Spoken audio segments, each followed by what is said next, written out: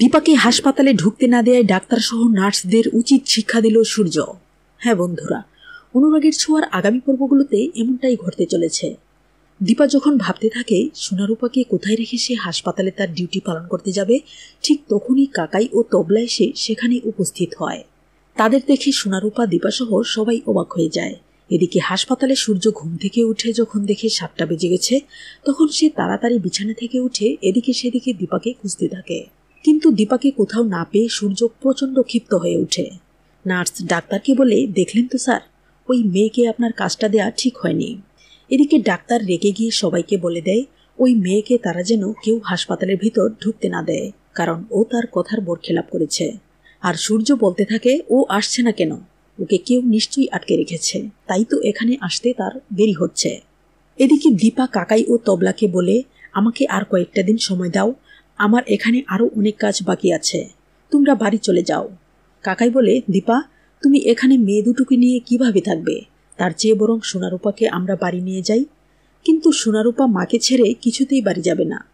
এদিকে সুতু দিদি তার নিজের ভুল বুঝতে পেরে দীপাকে খুঁজতে রাস্তায় বেরিয়ে পড়ে। তারপর মন্দিরের সামনে দীপাকে পেয়ে তার পায়ে ধরে ক্ষমা চায়। তখন দীপা বলে, এ কি সতু দিদি, তুমি কি করছো, উঠো। তারপর সতু দিদি বলে, দীপা তোমার বোনকে ক্ষমা করে দাও, চলো আমার সাথে বাসায় যাবে। তখন দীপা তো মহা খুশি হয়ে যায়। দীপা কাকাই ও তবলাকে বিদায় জানিয়ে সেখান থেকে সতু দিদির বাসায় চলে যায়, আর সোনারূপাকে রেখে হাসপাতালের উদ্দেশ্যে রওনা দেয়। অনেক দেরি হয়ে যাওয়ায় তাকে হাসপাতালে ঢুকতে দেওয়া হয় না। তারপর ডাক্তার এসে দীপাকে বলে, একই তুমি হাসপাতালে ঢুকলে কি করে, তুমি এখনই এখান থেকে চলে যাও, তোমার আর কোনো দরকার নেই এখানে। তখন দীপা অনেক কান্নাকাটি করে ডাক্তারকে বলে, স্যার আমার ভুল হয়ে গেছে, আমাকে ক্ষমা করে দিন, আর কখনো এমন হবে না। ডাক্তার কোনো কথাই শুনে না।